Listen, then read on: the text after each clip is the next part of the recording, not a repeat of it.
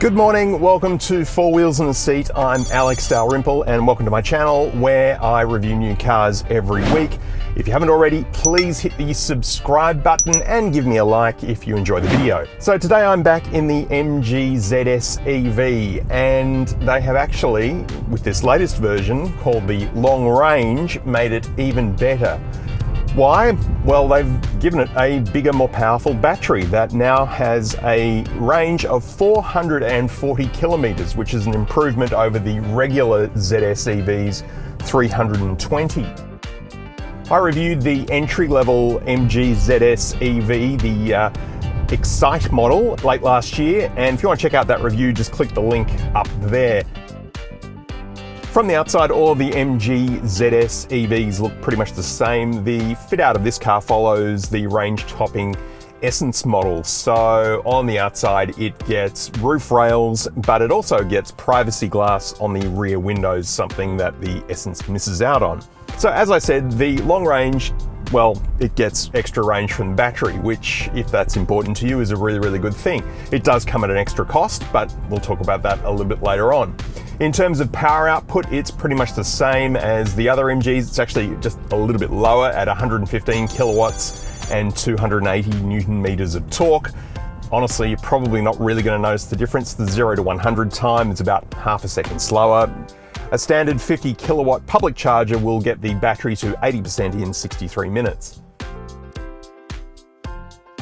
The interior of the Long Range is the same as the Essence, so we've got lots of soft touch materials everywhere actually. It certainly isn't a shrine to hard plastic like the Kia Seltos is. It actually is comparatively pretty plush. There's stitching all across the dashboard here and the seats are leather appointed as well. We also get a few little bits of extra tech that the entry-level Excite model misses out on. So, starting with the 10-inch center console screen, which is the same, it runs the same really good software that you'll find in the other versions of this car, and it is so much better than the mid-size HS model MG. That system is pretty awful, and it is head and shoulders above the system that you'll find in a Haval Jolyon as well. That's not to say it's perfect. It does get a little bit glitchy sometimes, a little bit slow to respond. Also, the connection to my phone via Bluetooth can be a little bit flaky, but probably no more or less so than pretty much any other car, to be honest. There is wired Apple CarPlay and Android Auto, and the native navigation system is actually really, really good. It's pretty much on par with anything from Google or Apple. The resolution from the reversing and surround view cameras is really pretty low res though. They don't look very good at all, and that is something that Haval do much better in their Jolyon. There is a 6-speaker sound system with 3D sound that, well, to be honest, is pretty average. Underneath the screen, we've got a row of rocker switches which provide shortcuts for the climate control. Most of the climate control function runs through the center console screen. There's also volume control here as well. A couple of USB ports under that, USB-A and USB-C, plus a 12-volt outlet. We get wireless phone charging in this car, something that the entry-level model does not have.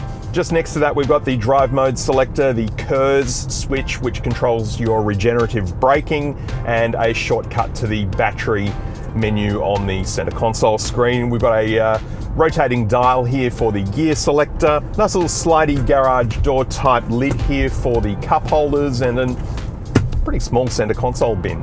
I really like the digital instrument cluster in this car with its 2 segmented LEDs showing you your speed and power percentage. It's like something out of a luxury car from the 1980s. The center screen here actually shows you a whole bunch of information that I haven't seen on any other EV, which is actually pretty cool. So you've got your voltage and your current, showing you the number of amps that the engine is outputting at any one moment, which is interesting, and also the motor speed, which again is something you don't normally see in an EV.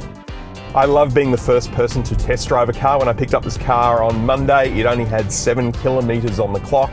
I've done a bit over 100, so kind of feels nice to be the first person to get behind the wheel of a brand new car, sort of birthing it in a sense. The steering wheel has a pretty good feel to it, nice and sporty with its flat bottom. It's leather wrapped with red stitching. The Cruise controls are actually on a separate stalk down here behind the wheel. There are no paddle shifters because the regenerative braking is all taken care of with that curse switch I was talking about before.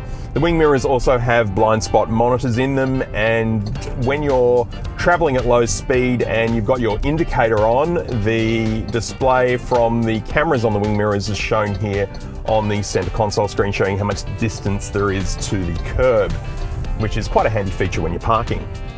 The seats are leather appointed, and look, for me, unfortunately, the driver's seat is not very comfortable because there's no lower leg support. It's like the cushion is just too small for me, so my legs are kind of sticking up, and the whole seat sort of feels like it's angling forward a little bit, and gives me a sensation of feeling like I'm almost going to fall out of the seat, sort of slide forward.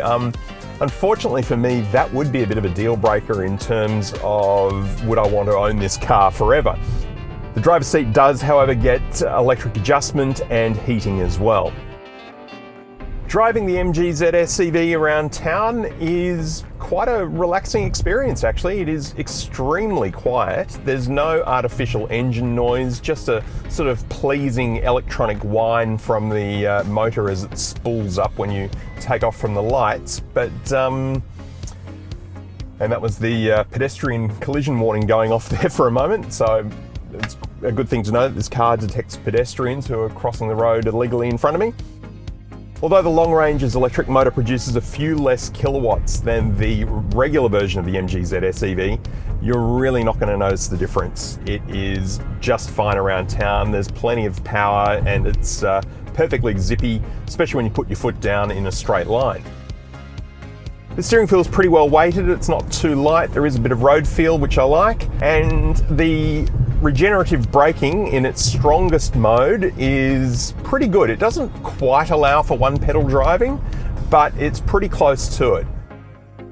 The long range gets the full complement of the MG Pilot safety gear, so we've got lane keep assist, forward collision warning, and a couple of things that the entry-level Excite model misses out on, like blind spot detection in the wing mirrors and rear cross traffic alert.